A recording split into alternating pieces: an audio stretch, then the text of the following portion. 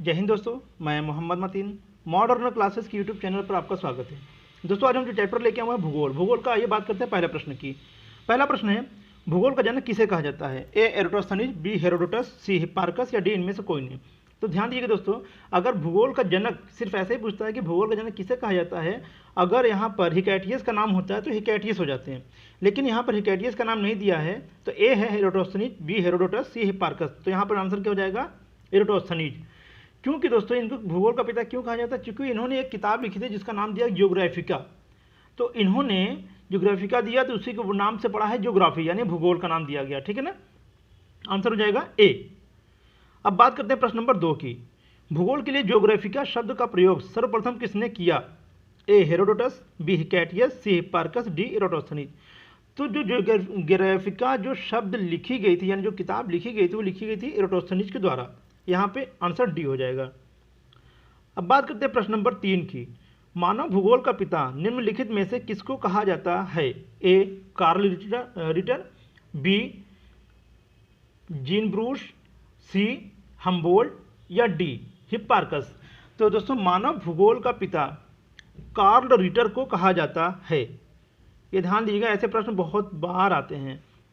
भूगोल को मानव परिस्थितिकी के रूप में परिभाषित करने वाला विद्वान कौन है? यानी भूगोल को मानव परिस्थितिकी, मानव के परिस्थिति के अनुसार वाला यह विज्ञान किसने कहा है? ए हेटनर ने, बी जीन ब्रूस ने या सी एच बैरोज ने या डी एराटोस्थेनीज ने। तो इसका आंसर हो जाएगा दोस्तों सी एच बैरोज ने। अब बात करते हैं प्रश्न नंबर 5 की। भू आकृति विज्ञान का जन्मदाता किसे माना जाता है? भू आकृति विज्ञान का पिता किसे माना जाता है? ए पेशेल, बी डेविस, सी पेंग या डी इनमें से कोई नहीं। इसका आंसर हो जाएगा ए पेशेल। अब बात करते हैं प्रश्न नंबर 6 की। भूगोल पृथ्वी को केंद्र मानकर अध्ययन करने वाला विज्ञान है, ऐसा किसने कहा? यानी भूगोल को भूगोल जो विषय है उसको पृथ्वी को केंद्र मानकर उसका अध्ययन किया जाता है, ऐसा माना गया था। ये किसने कहा था? ए वॉरेनियस ने, बी टेलर ने, सी कांट ने या डी इनमें से कोई नहीं। इसका आंसर हो जाएगा ए वॉरेनियस। प्रश्न नंबर 7। सौरमंडल के बारे में विश्व के समक्ष जानकारी प्रस्तुत करने का श्रेय किस विद्वान को है? ए कॉपरनिकस, बी केपलर, सी गैलीलियो, डी इनमें से कोई नहीं। इसका आंसर हो जाएगा ए कॉपरनिकस। क्योंकि कॉपरनिकस ने सबसे पहले ये बताया कि देखिए भाई, पहले एक्चुअली 1540 के पहले लोगों को ये पता था कि हमारा जो पृथ्वी है ना वो ब्रह्मांड के केंद्र में है और सूर्य और अन्य ग्रह और जितने तारे हैं सब पृथ्वी की चक्कर लगाते हैं। तो बाद में 1540 ईस्वी में ये कॉपरनिकस ने ये बताया कि नहीं, पृथ्वी जो है सूर्य जो है ब्रह्मांड के केंद्र में है और सूर्य के चारों ओर परिक्रमा करने वाली 8 ग्रह हैं जो कि उसकी परिक्रमा करते हैं, उनमें से एक पृथ्वी भी है। तो लोगों ने सोचा कि नहीं ये गलत होगा, लेकिन उन्हें एक किताब लिखा जिसका नाम था हेलियोसेंट्रिक, यानी सूर्य केंद्रित, जिसको बोलते हैं सूर्य केंद्रित। तो उसमें उन्होंने किताब लिखी, उसमें उन्होंने साक्ष्य दिया कि आप देखिएगा ऐसे मतलब बाद में फिर जाकर सर्च हुआ तो पता चला हाँ कॉपरनिकस ने ये बात सही कही थी कि यार ये जो सूर्य जो है केंद्र में है और सूर्य के चारों ओर चक्कर लगाते हैं। यानी उसको जो है सौरमंडल के बारे में विश्व के समक्ष जानकारी जो सही प्रस्तुत किया था वो किसने किया था? ए कॉपरनिकस ने। अब बात करते हैं प्रश्न नंबर डी की। सूर्य के चारों ओर घूमने वाले खगोलीय पिंड को क्या कहा जाता है, यानी क्या कहलाते हैं? सूर्य के चारों ओर जो घूमते हैं उसे क्या कहते हैं? ए ग्रह, बी उपग्रह, सी पुच्छल तारा, डी ये सभी।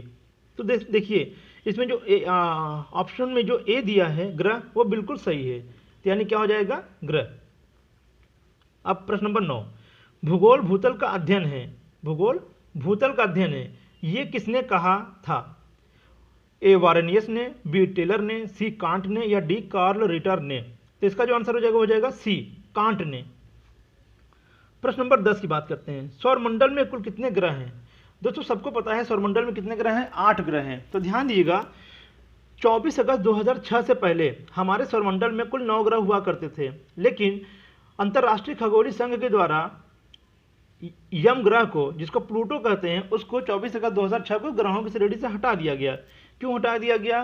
क्योंकि ये दोस्तों क्या करता है कि ओवरलैप करता था वरुण की कक्षा को, और ये 247 वर्षों बाद जो है सूर्य की परिक्रमा करता था। तो वो सब बातें अलग है, लेकिन जो ओवरलैप करता था वो ग्रहों की श्रेणी में नहीं आता है।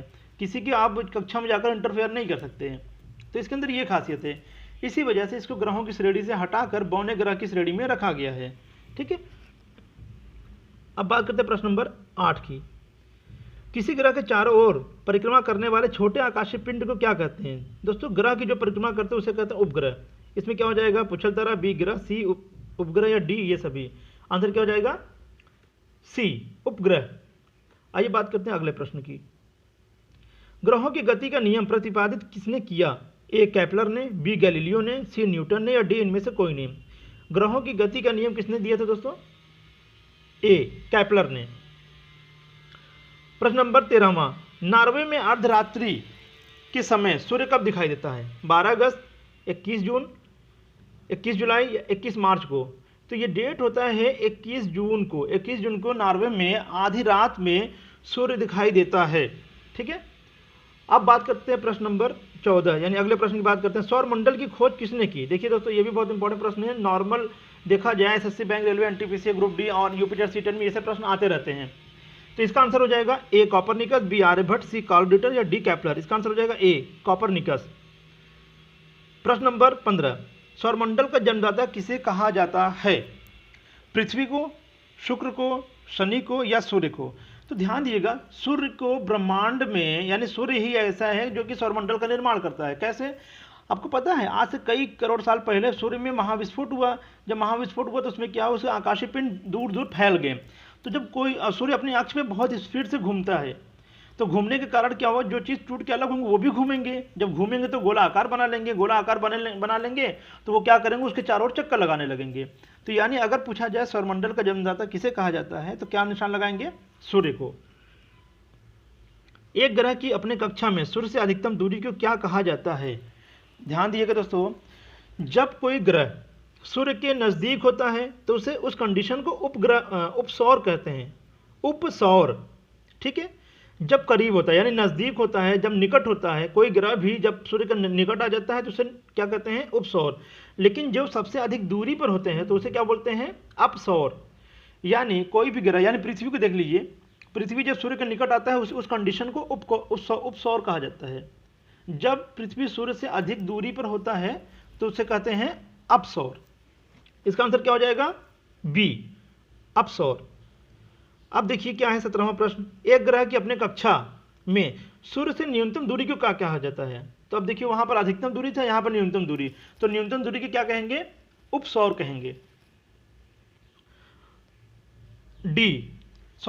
मतलब 18वां प्रश्न है, अंतरिक्ष में कुल कितने तारामंडल है? 97, बी 81, सी 95, डी 88।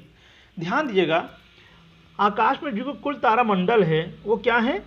88 हैं। लेकिन कभी कभी 88 ऑप्शन में नहीं देता, वो 89 दे देता है। तो ध्यान दीजिएगा, 89 भी अगर आएगा और 88 89 दोनों आ जाएगा, तब तो आप 88 निशान लगाएंगे। 88 और 89, 88 जगह 89 आ गए तो उसको 89 का निशान लगाएंगे। ठीक है, इसका आंसर हो जाएगा डी 88। अब तारामंडल है क्या? आपने देखा होगा कुछ तारे कुछ न कुछ पैटर्न पे बने होते हैं, तो उन्हीं तारामंडलों को हम क्या बोलते हैं? नए नए आकार बना के रहते हैं, ऐसे तारामंडल को हम क्या बोलते हैं? ऐसे मतलब तारों को हम बोलते हैं तारामंडल। एक एग्जाम्पल देख लीजिए, जैसे सप्तऋषि है वो तारामंडल है, जैसे वृश्चिक है जो बिच्छू के जैसा दिखाई देता है वो भी तारामंडल है। सबसे बड़े तारामंडल की बात करेंगे तो क्या हो जाता है? हाइड्रा, जिसमें 94 तारे हैं। दूसरा सबसे बड़ा तारामंडल सेंटारस है, जिसमें 94 तारे हैं। दूसरा जो सबसे बड़ा तारामंडल है उसका नाम है हाइड्रा, जिसमें 68 तारे हैं। ठीक है ना। और जो सबसे छोटा तारामंडल है उसका नाम है क्रक्स, जो कि जिसमें 5 तारे हैं। ये भी ध्यान दीजिएगा। वहीं बात करेंगे अगर वृश्चिक यानी स्कॉर्पियो में कितने तारे होते हैं, तो उसमें 47 तारे हैं। इन बातों को ध्यान दीजिएगा दोस्तों। अब बात करते हैं पार्थिव ग्रहों की संख्या कितनी है। दोस्तों, पार्थिव ग्रह की संख्या है 5, बी 8, सी 7 यानी 4 और डी 7। तो पार्थिव ग्रह की संख्या कितनी है? 4 है। कौन कौन से हैं? बृहस्पति, शनि, अरुण और वरुण। अब प्रश्न नंबर 20, ब्रह्मांड में विस्फोटी तारा कहलाती है?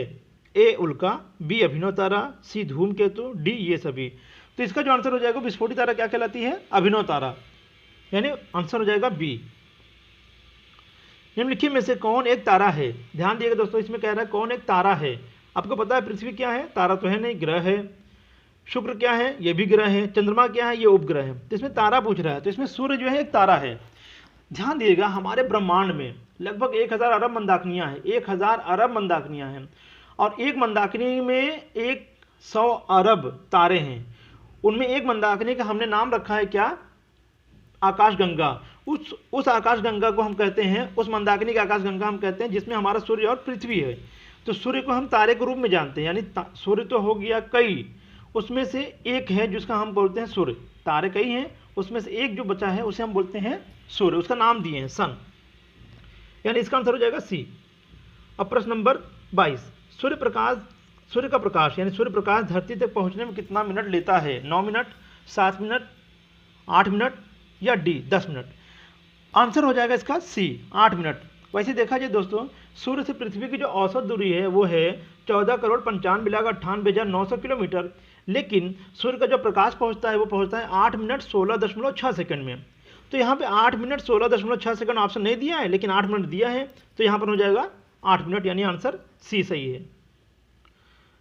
23 प्रश्न है, सूर्य के सबसे दूर कौन सा ग्रह है, ए बुध, बी प्लूटो, सी वरुण, डी बृहस्पति। अब ध्यान दिएगा, सूर्य से सबसे दूर का ग्रह कौन सा है, तो सबसे करीब ग्रह है बुध, उसके बाद है शुक्र, फिर पृथ्वी है, उसके बाद मंगल है, फिर बृहस्पति है, फिर शनि है, फिर अरुण है और फिर वरुण है। तो यहाँ पर वरुण जो होगा इसका आंसर सही हो जाएगा, यानी कि सी। अब बात करते हैं प्रश्न नंबर 24 की, कौन सा ग्रह सूर्य के सबसे निकट है, ए बुध, बी प्लूटो यानी कि यम, सी बृहस्पति या डी शुक्र। तो यहाँ पे सबसे जो करीब ग्रह यानी निकट ग्रह कौन सा है, बुध है। बुध में जो है सबसे ज़्यादा तापांतर पाया जाता है, यानी दिन के समय में प्लस में टेम्परेचर होता है, रात के समय में बर्फ जम जाता है। और दोस्तों ये हमारे सूर्य का जो चक्कर लगाता है 88 दिनों में, और ये अपने अक्ष पर भी घूमता है और चक्कर लगाता है पश्चिम से पूर्व दिशा में। अब बात करते हैं प्रश्न नंबर 25 की, किस ग्रह में चंद्रमा की तरह कलाएं होती है, किस ग्रह में चंद्रमा की तरह कलाएं होती हैं, ए मंगल, बी शनि, सी बुध, डी बृहस्पति। इसका आंसर क्या हो जाएगा, सी बुध ग्रह। बुध ग्रह में चंद्रमा की तरह कलाएं होती हैं दोस्तों। अब बात करते हैं प्रश्न नंबर 26 की, बुध सूर्य का चक्कर लगाने में कितना समय लेता है, ए 90 दिन, बी 88 दिन, सी 75 दिन या डी 87 दिन। इसका आंसर हो जाएगा 88 दिन। बुध ग्रह जो सूर्य का एक चक्कर लगाता है वो लगाता है 88 दिनों में। अब प्रश्न नंबर 27, सौरमंडल का अत्यधिक तीव्र ग्रह कौन है, ए मंगल, बी शनि, सी शुक्र, डी बुध। सबसे तीव्र ग्रह यानी सबसे जल्दी परिक्रमा कौन करता है, सूर्य का परिक्रमा कौन करता है, इसमें बात कर रहा है इसकी। तो यहाँ पे आंसर हो जाएगा डी, यानी बुध ग्रह। प्रश्न नंबर 28 देखते हैं, निम्नलिखित में से किस ग्रह को पृथ्वी की बहन कहा जाता है, ए शनि, बी शुक्र, सी चंद्रमा या डी मंगल। तो दोस्तों आपको पता है क्या कि शुक्र ग्रह को पृथ्वी की बहन कहा जाता है। क्यों कहा जाता है, क्योंकि इसकी जो आकृति है ना लगभग पृथ्वी के बराबर है, इस वजह से इस ग्रह को पृथ्वी की जुड़वा बहन भी कहा जाता है। और इसी को सौंदर्य का देवता कहा जाता है, इसी को चमकता हुआ ग्रह भी कहा जाता है। ठीक है, इसके कई नाम हैं, तो याद रखिए कि शुक्र ग्रह से वैसे मैक्सिमम प्रश्न पूछते रहते हैं, ठीक है ना। और यह सूर्य की परिक्रमा करता है 226 दिनों में। अब बात करते हैं प्रश्न नंबर 29 की, दो ग्रह जिनके उपग्रह नहीं है वो कौन से हैं। तो जो सूर्य के सबसे करीब दो ग्रह हैं जैसे बुध और शुक्र, इन दोनों के पास कोई भी उपग्रह नहीं है, तो इसका आंसर हो जाएगा शुक्र और बुध यानी बी। दोस्तों ये हमारे इस चैप्टर का आखिरी प्रश्न है, किस ग्रह को शाम का तारा कहा जाता है, ए पृथ्वी, बी शनि, सी शुक्र या डी चंद्रमा। दोस्तों इसका आंसर हो जाएगा सी यानी शुक्र ग्रह। क्यों कहा जाता है, क्योंकि सुबह के समय ये पूर्व दिशा में और शाम के समय यह पश्चिम दिशा में आकाश में दिखाई देता है, इसीलिए इसे पृथ्वी से दिखाई देने वाला शाम का तारा, सुबह का तारा, सांझ का तारा या रात का तारा भी कहा जाता है, ठीक है ना। इसे पृथ्वी की जुड़वा बहन भी कहा जाता है, चमकता हुआ ग्रह भी कहा जाता है, सबसे गर्म ग्रह भी कहा जाता है। ध्यान दिएगा दोस्तों, ये रहा आज का हमारा चैप्टर और मिलते हैं अगले पार्ट में। तब तक के लिए जय हिंद, जय भारत।